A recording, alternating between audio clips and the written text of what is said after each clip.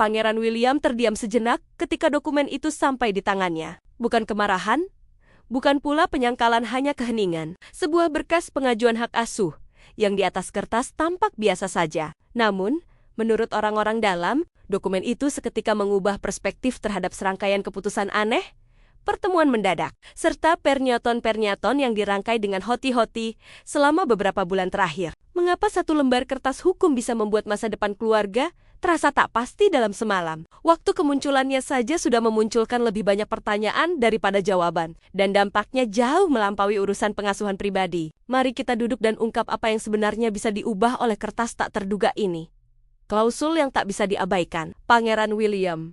Momen itu tidak dimulai dengan teriakan, wawancara, atau bahkan berita utama. Semuanya bermula dari dokumen resmi. Di balik pintu tertutup, Pangeran Harry menandatangani perjanjian hak asuh yang dimaksudkan untuk menstabilkan masa depan anak-anaknya. Bagi pengamat luar, hal itu terdengar rutin struktur hukum, kerangka pengasuhan, cara untuk mencegah sengketa lebih lanjut. Namun, di kalangan hukum kerajaan, redaksi dalam dokumen itu membawa bobot yang sangat berbeda.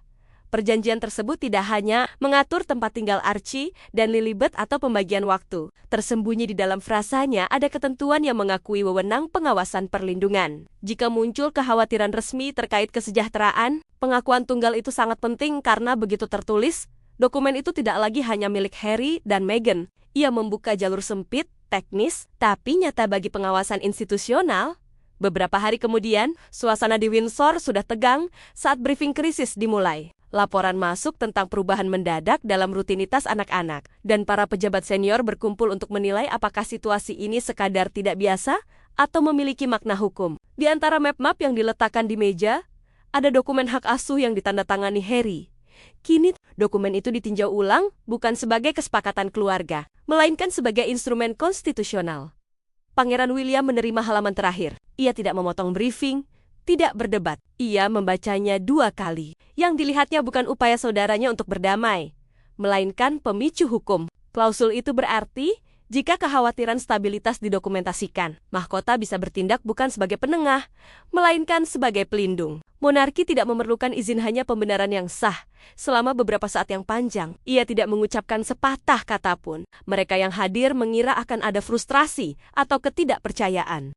Yang terjadi justru keheningan, jenis keheningan yang muncul ketika masalah berhenti bersifat emosional dan menjadi prosedural. Perselisihan antar orang tua bukan lagi pusat gravitasi. Yang utama sekarang adalah anak-anak. Dan dokumen yang ditandatangani Harry secara diam-diam menggeser tanggung jawab ke atas, menuju institusi yang kelak akan dipimpin William. Dalam keheningan itu, arah krisis berubah. Istana bukan lagi memutuskan apakah harus turun tangan. Mereka menyadari bahwa secara hukum, kini mereka bisa melakukannya. Konflik yang akan datang tidak akan bermula dari tuduhan Meghan, pernyataan Harry, atau spekulasi pers. Ia akan dimulai dari penafsiran bahasa, dari kewajiban, dari klausul yang ditulis untuk mencegah kekacauan tapi malah membuka pintu wewenang. Saat rapat berlanjut, William tidak sekalipun meninggikan suara. Ia hanya menutup map itu. Badai yang kelak disadari semua orang tidak bermula dari pengkhianatan, foto, atau penarikan dari sekolah. Ia bermula dari sebuah tanda tangan. Tapi mengapa tanda tangan tunggal itu tiba-tiba menjadi lebih penting daripada segala hal sebelumnya? Tetap ikuti untuk mengetahui lebih lanjut. Kehilangan jejak di sekolah yang memicu kekhawatiran. Perubahan berikutnya tidak datang dari ruang sidang atau pernyataan pers. Ia muncul dari catatan kehadiran sekolah. Pada pagi tanggal 31 Januari, staf di sekolah swasta anak-anak di Santa Barbara memperhatikan sesuatu yang kecil tapi tidak biasa. 2 nama hilang dari daftar tanpa penjelasan apapun. Absen memang sering terjadi, terutama pada keluarga berprofil tinggi. Namun, protokol mengharuskan pemberitahuan jika ada perjalanan atau perpindahan. Kali ini, tidak ada satupun pemberitahuan yang datang. Menjelang siang, pihak sekolah menghubungi melalui saluran penghubung yang telah disepakati terkait dengan struktur rumah tangga di Inggris. Tidak ada balasan, bukan dari perwakilan, bukan dari kontak kesejahteraan, bukan dari siapapun yang berwenang untuk mengonfirmasi perubahan rencana. Anak-anak itu hanya ditarik begitu saja, yang membuat pejabat khawatir. Bukan penarikan itu sendiri. Orang tua sering memindahkan sekolah anak mereka. Yang mengkhawatirkan adalah tidak adanya tujuan selanjutnya. Tidak ada permintaan transfer, tidak ada pendaftaran musim semi, tidak ada alamat penerusan akademik, hanya garis kosong di tempat. Seharusnya ada rencana masa depan. Pesan internal yang dikirim sore itu sangat tegas. Kekhawatiran segera. Dalam keadaan biasa, catatan seperti itu akan tetap administratif. Dalam kasus ini, ia melintasi kerangka internasional yang sudah diuraikan dalam pengaturan hak asuh sebelumnya. Karena perjanjian yang ditandatangani Harry mengakui pengawasan perlindungan. Ketiadaan rencana stabilitas tidak lagi dianggap sebagai pilihan keluarga pribadi. Ia memenuhi syarat sebagai ketidakberesan kesejahteraan yang wajib dilaporkan. Menjelang malam di London, peringatan diam-diam telah sampai ke Windsor. Istana tidak mengeluarkan pernyataan atau menghubungi pers. Sebaliknya, mereka mulai memverifikasi fakta, pola kehadiran, catatan komunikasi, dan janji temu yang terjadwal. Pembentukan situasi ini terasa sederhana. Rutinitas yang diharapkan tiba-tiba berhenti tanpa penjelasan apapun. Kunjungan ke dokter anak dibatalkan. Kontak pendidikan diblokir. Saluran komunikasi menjadi sunyi. Di dalam Royal Interpretation, pertanyaan berubah.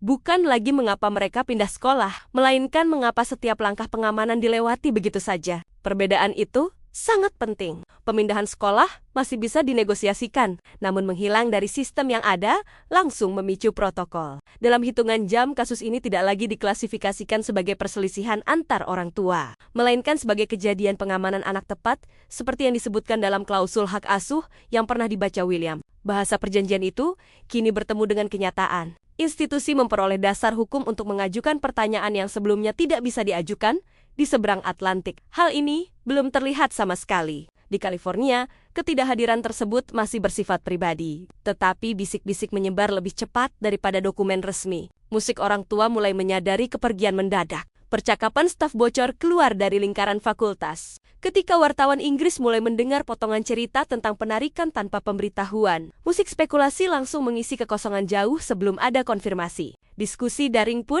meledak. Teori pemindahan, sengketa hukum, bahkan rumor perpecahan keluarga bermunculan. Tanpa penjelasan resmi, setiap kemungkinan terdengar masuk akal. Cerita menjadi konsumsi publik sebelum kejelasan muncul. Sementara itu, di dalam Windsor, respons tetap bersifat klinis. Tidak ada kata-kata emosional. Tidak ada tuduhan. Hanya klasifikasi. Laporan kesejahteraan telah diajukan. Itu berarti prosedur, bukan negosiasi. Kekhawatiran istana bukan pada lokasi anak-anak saat ini. Yang menjadi perhatian adalah sistem yang dirancang untuk memantau stabilitas mereka telah sepenuhnya dilewati. Karena dokumen hak asuh sudah mengaku intervensi dalam kondisi seperti itu, mesin tidak menunggu berita utama. Ketika wartawan mulai bertanya, penanganan sudah melampaui sekadar rasa ingin tahu. Untuk pertama kalinya, isu ini bukan lagi soal pilihan pengasuhan, melainkan tanggung jawab institusi. Sebuah batas telah dilintasi. Setelah itu, kedua belah pihak sulit mundur begitu saja. Jadi, siapa di dalam Windsor yang akan mengambil alih kendali situasi ini? Tetap ikuti untuk mengetahui kelanjutannya. 2 pagi setelah peringatan kehadiran melintasi Atlantik, Windsor tidak lagi terasa seperti tempat tinggal. Ia mulai terasa seperti pusat komando. Putri Anne tiba lebih awal dari jadwal dan meminta ruang briefing. Lengkap bukan ruang studi kecil yang biasa digunakan untuk diskusi keluarga. Saat masuk, ia membawa folder merah bertanda untuk ditinjau segera. Jenis label yang hanya digunakan untuk masalah yang sudah melewati tahap perselisihan. Ia meletakkannya di meja tanpa basi-basi. Di dalamnya terdapat dokumen yang dikumpulkan semalaman bukan spekulasi, melainkan catatan nyata. Pertama adalah jadwal medis. Beberapa janji temu dokter anak dibatalkan berturut-turut, masing-masing dihapus tanpa tanggal pengganti. Tidak ada klinik tujuan. Tidak ada kontak dokter baru. Dalam keadaan biasa, itu mungkin berarti perjalanan. Namun perjalanan membutuhkan pemberitahuan. Tidak ada yang tercatat. Selanjutnya adalah log komunikasi. Saluran penghubung antara perwakilan California dan kontak kesejahteraan kerajaan menunjukkan upaya berulang yang diikuti keheningan. Surat diterima oleh sistem pengiriman, tetapi tidak pernah dibalas. Panggilan dialihkan. Pesan diblokir setelah komunikasi yang cukup disengaja hingga bisa diukur.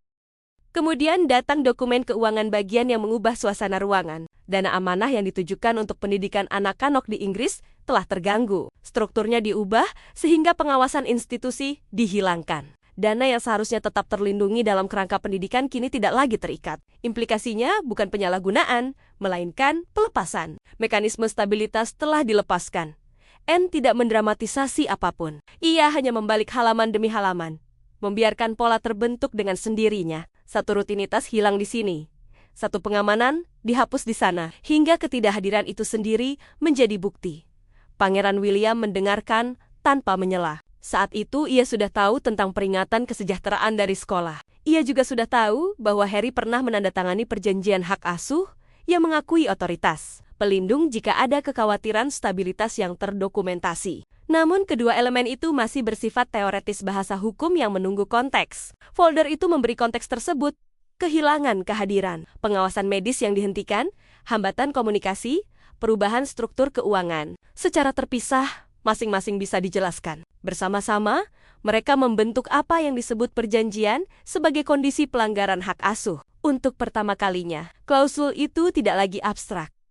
William sedikit bersandar ke belakang bukan karena kesal, melainkan karena pengakuan. Perjanjian yang ditandatangani Harry bukan hanya soal pembagian waktu antar orang tua, itu adalah kerangka cadangan yang mengalihkan tanggung jawab ke atas jika stabilitas sehari-hari runtuh, dan kini, langkah demi langkah, syarat pengalihan itu telah terpenuhi. Tidak ada yang meninggikan suara di ruangan itu. Pemahaman tidak memerlukan suara. Monarki tidak lagi perlu meminta izin untuk turun tangan. Secara hukum, hak itu sudah diberikan. Anne menutup map itu dan membiarkannya tetap di tempatnya, menandai akhir yang tenang dari sesi pengarahan. Masalahnya bukan lagi, apakah tindakan bisa memperburuk ketegangan? Dokumen-dokumen itu sudah menentukan langkah berikutnya. Bagi William, pemahaman itu datang dengan jelas, bukan kejutan. Krisis tidak semakin cepat karena tuduhan publik atau tekanan media. Krisis itu bergerak maju karena mekanisme di dalam dokumen Harry sendiri sudah aktif. Mulai saat itu, pertanyaannya berubah total. Bukan lagi apakah istana harus ikut campur, melainkan seberapa jauh kewenangan yang kini diberikan mengharuskan mereka bertindak. Tetap pantau posisi hukum Meghan versus protokol istana. Sementara Windsor menelusuri berkas dan pasal-pasal, langkah balasan pertama tidak datang dari koridor istana, melainkan dari pengacara di California. Tim hukum Meghan merespons dengan cepat. Begitu pertanyaan tentang rutinitas anak-anak muncul, posisi mereka sederhana. Otonomi orang tua. Seorang ibu, kata mereka, berhak mengubah sekolah, menyesuaikan jadwal, dan mengatur pengasuhan tanpa campur tangan institusi asing. Dari sudut pandang itu, menarik Archie dan Lilibet dari sekolah tidak butuh penjelasan lebih dari sekadar preferensi keluarga. Apa yang terlihat aneh bagi orang luar, mereka menyiratkan, hanyalah pengasuhan pribadi yang sedang diperiksa di bawah sorotan publik. Namun di seberang Atlantik, penafsiran itu sama sekali berbeda. Di kantor hukum kerajaan, persoalan sudah melampaui gaya pengasuhan. Istana tidak lagi menilai apakah keputusan itu bijak atau tidak. Mereka menilai apakah perlindungan yang sudah ditetapkan telah dilewati. Karena perjanjian hak asuh mengakui pengawasan jika ada kekhawatiran stabilitas yang terdokumentasi. Pembicaraan bergeser dari hak pribadi ke tanggung jawab struktural. Perbedaan itu menciptakan benturan hukum. Di satu sisi ada hukum keluarga Amerika yang menekankan kebebasan orang tua dan yurisdiksi domestik. Di sisi lain, ada otoritas perwalian kerajaan. Kerangka yang dirancang untuk melindungi pewaris yang terhubung dengan kelangsungan institusi mahkota. Masing-masing sistem sah dalam lingkupnya sendiri. Masalahnya, anak-anak itu berada dalam keduanya sekaligus. Perwakilan Meghan menyebut keterlibatan istana sebagai eskalasi yang tidak perlu. Mereka menggambarkan kekhawatiran itu sebagai kesalahpahaman budaya, di mana institusi tradisional salah membaca pilihan pengasuhan modern. Permintaan penjelasan, menurut mereka, terasa mengganggu, terutama karena tidak ada pengadilan di California yang menyatakan adanya pengabaian atau bahaya. Penasihat kerajaan melihat keheningan yang sama dengan cara berbeda. Pertanyaan kesejahteraan yang berulang tak terjawab, rutinitas terstruktur yang dibatalkan, dan saluran penghubung yang diblokir tidak dianggap sebagai urusan pribadi. Semua itu dilihat sebagai ketiadaan verifikasi. Berdasarkan protokol yang ditinjau William, verifikasi lebih penting daripada niat. Jika stabilitas tidak bisa dikonfirmasi, intervensi diizinkan terlepas dari motifnya. Jadi, perdebatan berhenti bersifat emosional dan menjadi soal yurisdiksi. Bisakah institusi berdaulat menjalankan otoritas perlindungan atas anak-anak yang tinggal di luar negeri ketika perjanjian sebelumnya mengakui perannya? Pengacara di kedua belah pihak memahami implikasinya. Satu presiden akan melindungi otonomi pribadi, yang lain akan memperkuat perwalian. Institusional lintas batas, publik menyaksikan perselisihan itu terungkap tanpa akses ke bahasa teknisnya. Yang sampai ke mereka hanyalah potongan-potongan. Pernyataan singkat, sumber anonim, dan klarifikasi yang dirumuskan hati-hati. Pendukung Meghan melihatnya sebagai campur tangan berlebihan. Keluarga berkuasa yang memaksakan diri ke dalam keibuan pribadi. Yang lain melihatnya sebagai pengabaian. Sistem yang turun tangan ketika struktur menghilang. Perpecahan itu muncul seketika dan keras. Diskusi daring mengeras menjadi kubu-kubu. Komentator memperdebatkan hak, kewajiban, tradisi, dan modernitas. Setiap pembaruan kecil memperbesar penafsiran. Keheningan dari satu pihak menjadi bukti bagi pihak lain.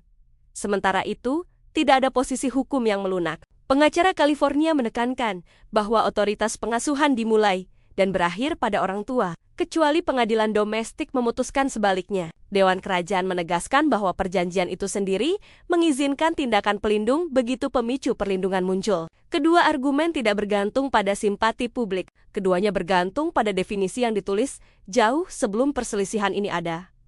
Menjelang akhir minggu, jelas bahwa konflik tidak akan selesai lewat wawancara atau pernyataan pers. Konflik itu akan berjalan melalui prosedur. Ujian seberapa jauh satu sistem hukum bisa menjangkau ketika yang lain mengklaim prioritas. Perselisihan itu bukan lagi pertengkaran pribadi. Ia telah menjadi pertanyaan tentang aturan siapa yang mengatur masa depan anak-anak, otoritas mana yang akan bertindak lebih dulu, dan apa yang akan berubah karenanya. Tetap ikuti Gerakan Mahkota. Saat pengaraan ketiga berakhir, diskusi diam-diam berganti menjadi eksekusi. Tidak ada pernyataan publik yang mengumumkan perubahan. Tidak ada juru bicara yang maju untuk membingkainya sebagai kekhawatiran. Sebaliknya, Istana mulai mengaktifkan prosedur yang sudah ada jauh sebelum siklus pers modern. Aturan yang dirancang hanya untuk satu tujuan, menstabilkan posisi anak-anak kerajaan minor ketika struktur perwalian menjadi tidak pasti. Protokol perwalian kerajaan dibuka di dalam istana. Itu digambarkan bukan sebagai hukuman. Namun, semuanya berjalan di bawah kerangka pengendalian. Dokumen tersebut memberi wewenang kepada istana untuk menerapkan pengawasan terstruktur ketika kesejahteraan anak, stabilitas tempat tinggal, atau perlindungan kelembagaan tampak terganggu. Begitu mekanisme ini diaktifkan, proses berjalan otomatis mengikuti langkah-langkah yang sudah disusun sebelumnya. Langkah pertama adalah pembatasan pergerakan. Hak bepergian ke luar negeri Archie dan Lilibet langsung dibatasi. Setiap perpindahan lintas batas negara hanya bisa dilakukan setelah mendapat persetujuan bersama dari dua penjaga senior kerajaan. Langkah ini tidak memutus hubungan orang tua anak, tetapi mencegah hilangnya jejak secara tiba-tiba. Tujuannya adalah menjaga kesinambungan. Tidak boleh ada perubahan mendadak soal negara, sekolah, atau yurisdiksi hukum tanpa pengawasan. Langkah kedua menyangkut perlindungan identitas melalui Perintah Perlindungan Citra. Penggunaan nama serta kemiripan wajah anak-anak untuk tujuan komersial langsung dilarang. Segala usulan branding, penempatan di media, maupun diskusi lisensi yang melibatkan mereka ditangguhkan tanpa batas waktu sampai status hukum menjadi jelas. Istana memandang eksposur publik sebagai kerentanan begitu perselisihan menjadi terbuka, sehingga perintah itu menciptakan keheningan pelindung di sekitar identitas mereka. Selanjutnya adalah lapisan keuangan. Kerangka dana pendidikan yang sudah ada direstrukturisasi sehingga aliran dana dialihkan melalui saluran pengawasan kelembagaan. Pengeluaran tidak lagi dikelola secara pribadi, melainkan harus melewati para wali yang ditunjuk khusus untuk kebutuhan sekolah, perawatan, dan kesejahteraan. Bukan penyitaan, melainkan jaminan bahwa sumber daya akan mengikuti stabilitas, bukan mengikuti situasi sesaat. Secara terpisah, setiap tindakan itu terlihat seperti urusan administratif biasa. Namun jika digabungkan, mereka membentuk perubahan yang jauh lebih besar. Istana mengambil tanggung jawab operasional, tanpa pernah menggunakan istilah hak asuh dalam konteks emosional. Pangeran William memeriksa setiap langkah satu persatu. Ia sama sekali tidak menyebut situasi ini sebagai konflik dengan adiknya. Orang-orang yang hadir kemudian menggambarkan nada bicaranya sebagai prosedural lebih. Fokus pada arah ke depan, ketimbang mencari kesalahan. Perjanjian yang pernah ditandatangani Harry membuka celah hukum. Bukti kesejahteraan memicu aktivasi. Protokol kini menentukan langkah balasan. Mendukungnya berarti menerima pergeseran peran. Sebagai kakak, campur tangan bisa dianggap sebagai pelanggaran privasi. Sebagai pewaris tahta, tidak bertindak bisa dianggap lalai. Perbedaan itu membuat keputusan menjadi cepat dan tegas. William menyetujui pengaktifan penuh, bukan karena reaksi terhadap pribadi tertentu, melainkan karena kewajiban. Menurut pandangannya, monarki tidak sedang ikut campur dalam pertengkaran keluarga. Monarki sedang menegakkan kesinambungan bagi generasi berikutnya yang terikat pada garis keturunan. Perbedaan sudut pandang itu sangat terasa di dalam ruangan. Tidak ada yang berbicara soal menang atau kalah. Yang dibahas adalah perlindungan, yurisdiksi, dan keberlanjutan. Setiap langkah sengaja menghindari kata-kata menyalahkan dan hanya mengandalkan otoritas yang sudah tertulis dalam praktik kelembagaan. Di luar tembok istana, spekulasi baru mulai bermunculan. Namun di dalam, arah sudah ditetapkan. Negosiasi tidak lagi menentukan hasil, struktur yang menentukan. Menjelang akhir pertemuan, protokol itu tidak lagi sekadar rencana cadangan yang tersimpan di arsip. Ia telah menjadi kebijakan aktif yang membimbing keputusan sehari-hari. Mulai saat itu, peristiwa tidak lagi terasa seperti perselisihan biasa, melainkan seperti sistem yang menjalankan. Instruksi yang sudah disusun jauh sebelum siapa pun yang terlibat lahir ke dunia. William menandatangani halaman terakhir tanpa menambahkan catatan apapun. Lalu apa yang benar-benar berubah setelah tanda tangan Pangeran William itu? Hanya dokumen? Ataukah keluarga itu sendiri? Tetap ikuti untuk mengetahui kelanjutannya hingga titik ini. Krisis masih berlangsung di ranah dokumen, protokol, dan argumen hukum yang saling bertentangan. Kemudian semuanya bergeser ke wilayah yang jauh lebih pribadi akses. Ketika langkah-langkah pengawasan mulai diterapkan, muncul laporan bahwa Harry meminta waktu bersama anak kanannya dengan pengaturan yang telah direvisi. Permintaan itu sendiri tidak aneh. Yang mengejutkan adalah jawaban yang datang disertai syarat-syarat, pembatasan perjalanan, verifikasi yurisdiksi, dan kerangka pengawasan kini menjadi bagian dari struktur setiap pertemuan. Prosedur yang dimaksudkan untuk menstabilkan situasi justru menghilangkan sifat spontan bagi Harry. Perubahan itu terasa sangat tajam. Apa yang dulu merupakan urusan keluarga pribadi kini berjalan melalui saluran kelembagaan. Pertemuan harus mendapat otorisasi. Lokasi harus ditentukan. Waktu harus disetujui. Prosesnya terasa lebih mirip pengajuan permohonan daripada pengasuhan biasa di dalam istana. Ini tidak disebut sebagai hukuman. Ini disebut sebagai kepatuhan terhadap pengaman yang sudah diaktifkan. Begitu protokol berjalan, keinginan pribadi tidak lagi bisa mengesampingkan standar perlindungan. Jaminan lisan tidak lagi cukup. Yang diakui hanyalah stabilitas yang terdokumentasi. Di seberang Samudra Atlantik, nada yang muncul berbeda. Sumber-sumber menyebut tim hukum Meghan lebih menekankan kemandirian yurisdiksi. Dengan argumen bahwa tempat tinggal utama anak-anak tetap berada di luar jangkauan otoritas langsung mahkota, strategi itu bertujuan membatasi preseden dan mempertahankan otonomi, sementara posisi Harry tampak terpisah. Daripada menentang setiap klausul, ia dikabarkan lebih memilih jalur mediasi jalan yang mungkin memungkinkan kontak tanpa harus meningkatkan konfrontasi hukum. Perbedaan pendekatan itu halus, namun sangat berarti. Perbedaan itu kecil, tapi terasa penting. Satu pihak berupaya mengubah kerangka aturan yang ada, pihak lain memilih untuk tetap beroperasi di dalamnya. Para pengamat mulai menyadari adanya perpecahan ini. Musik pernyataan yang dikaitkan dengan perwakilan mereka tidak lagi selaras sempurna. Bahasa hukum yang digunakan menonjolkan prioritas berbeda, tergantung dari sumbernya. Bahkan pesan publik berubah nada. Satu sisi terdengar defensif dan menekankan yurisdiksi, sementara sisi lain lebih mengedepankan sikap rekonsiliasi serta aksesibilitas. Hal ini belum memastikan adanya pemisahan, tetapi jelas menunjukkan bahwa strategi mereka tidak lagi seragam.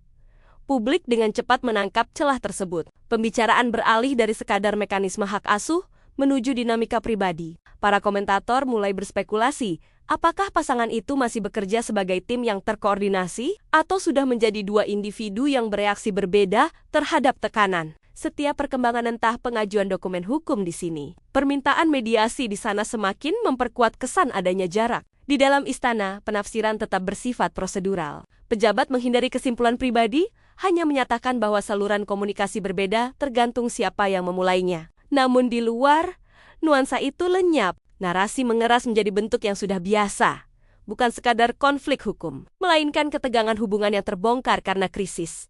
Gambar dan keheningan memperbesar persepsi itu. Di mana dulu muncul respons bersama, kini muncul respons terpisah. Di mana pesan seragam pernah diharapkan, kini muncul variasi. Kontrasnya tidak mencolok. Tidak ada pengumuman resmi, tidak ada konfirmasi, hanya hilangnya sinkronisasi. Itu sudah cukup. Masalah hak asuh yang awalnya soal otoritas dan struktur kesejahteraan anak, kini dibaca sebagai sesuatu yang lebih intim. Musik dua orang yang menghadapi badai yang sama, tapi dengan peta yang berbeda. Bagi publik, implikasinya terasa tak terelakkan. Jika strategi hukum sudah berbeda, Mungkin keselarasan emosional juga ikut terganggu. Benar atau tidak, persepsi itulah yang membentuk percakapan. Cerita tidak lagi hanya tentang siapa yang berhak atas anak-anak. Ia menjadi tentang apakah krisis setelah diam-diam menggambar ulang garis dalam pernikahan itu sendiri. Jadi, apakah Harry dan Meghan sedang memperjuangkan kasus hukum atau justru saling berhadapan? Tetap bersama kami. Perang media dan pertarungan citra. Saat sengketa hukum mengeras di balik pintu tertutup, versi publik dari konflik ini berlangsung di tempat yang sama sekali berbeda. Di judul berita, ruang studio, dan pernyataan yang dirancang hati-hati dari California. Musik kalangan hiburan mulai membingkai situasi ini sebagai narasi klasik. Kemerdekaan melawan tradisi. Komentator menggambarkan Meghan sebagai sosok yang melindungi privasi keluarganya dari tekanan institusi. Dan laporan awal menyebut proyek-proyek terkait kemitraan medianya hanya sedang berkembang. Pendukung berargumen bahwa pengawasan ketat itu justru membuktikan perlunya jarak dari pengendalian kerajaan. London bereaksi lain. Istana tidak membalas tuduhan, tidak mengatur wawancara. Sebaliknya, mereka memilih keheningan. Pernyataan singkat di sini, klarifikasi kebijakan di sana, diselingi jeda panjang. Bagi ahli strategi komunikasi, pendekatan ini sangat jelas. Kurangi kebisingan, perkuat struktur, biarkan tindakan berbicara tanpa komentar. Tapi keheningan jarang tetap kosong lama. Rumor pun bermunculan. Muncul diskusi tentang potensi branding yang melibatkan anak-anak segmen memasak. Penempatan dalam dokumenter, cerita warisan tidak pernah dikonfirmasi secara resmi, tapi cukup gigih hingga menyebar di media Inggris maupun Amerika. Setiap laporan memicu laporan balasan, dan spekulasi saling memberi makan. Kemudian detail mulai berubah secara daring. Deskripsi arsip diedit, referensi menghilang dari halaman promosi. Penyebutan anak-anak diam-diam dihapus dari ringkasan proyek. Para pengamat langsung menangkap pola itu. Tidak cukup keras untuk jadi headline, tapi cukup konsisten untuk menandakan koordinasi. Jejak digital anak-anak sedang menyusut.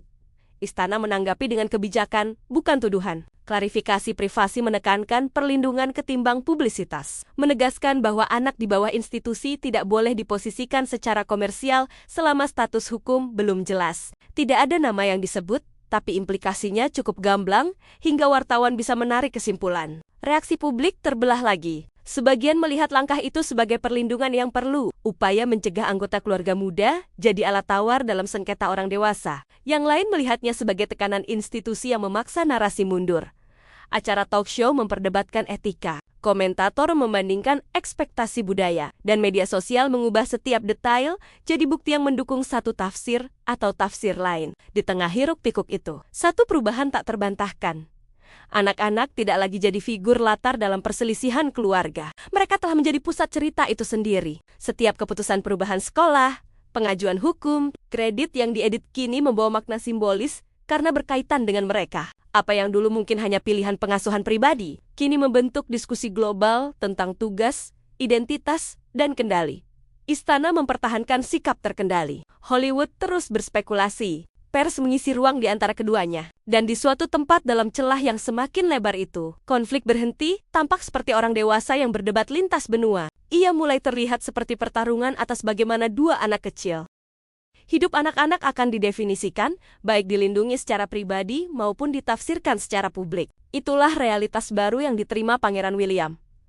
Ketika prosedur akhir mulai menjadi rutinitas sehari-hari, suasana di dalam Istana Windsor pun berubah total. Apa yang awalnya hanya respon sementara kini terlihat seperti pengaturan jangka panjang, jadwal disusun berminggu-minggu ke depan, rencana pendidikan dipetakan dengan teliti, dan pengawasan diatur secara tenang, namun presisi. Anak-anak tidak lagi hanya dibahas dalam kerangka hukum semata. Mereka kini menjadi bagian dari pembicaraan harian, tutor, kegiatan ekstrakurikuler, jam istirahat, serta wajah-wajah yang sudah akrab. Rumah tangga istana menyesuaikan diri, mengelilingi kebutuhan mereka. Bukan lagi menunggu sengketa selesai.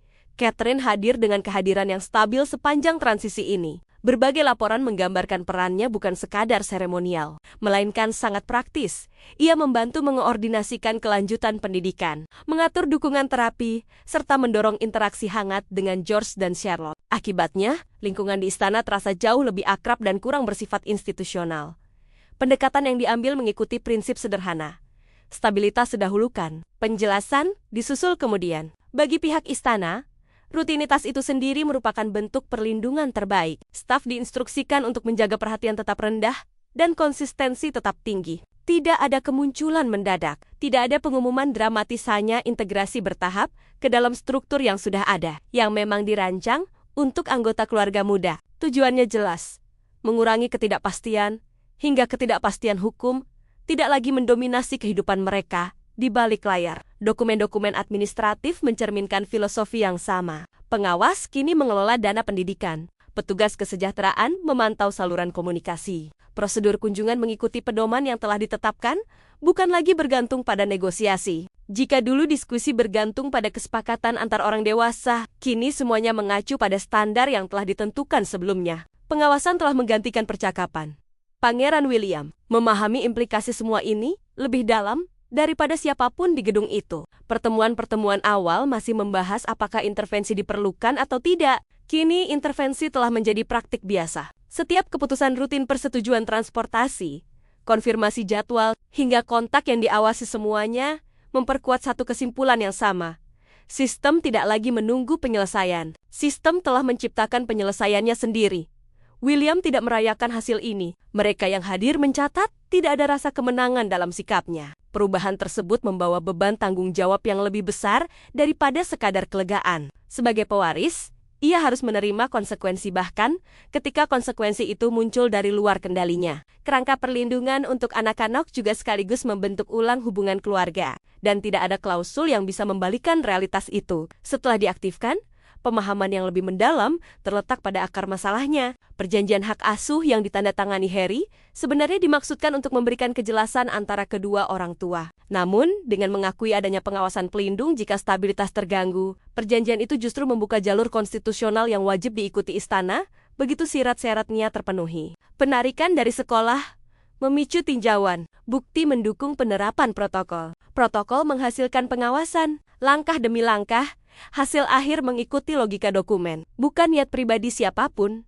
Bagi William, pemahaman ini mengakhiri segala spekulasi tentang asal mula krisis. Krisis tidak bermula dari liputan pers atau perselisihan terbuka di publik. Ia bermula tepat pada saat kata-kata hukum memungkinkan tugas institusional mengesampingkan pengaturan pribadi. Konflik tidak diselesaikan oleh dokumen konflik, justru diaktifkan oleh dokumen itu, mengubah perselisihan keluarga menjadi tanggung jawab terstruktur yang tak lagi bisa dihindari oleh mahkota. Jadi, menurutmu, apa yang akhirnya disadari Harry ketika tanda tangannya menggeser otoritas jauh melampaui sekadar hak asuh, dan mengapa istana bereaksi begitu cepat? Kami ingin tahu pendapatmu. Jangan lupa like dan subscribe ya Fam Taning Channel. Sampai ketemu lagi di video berikutnya.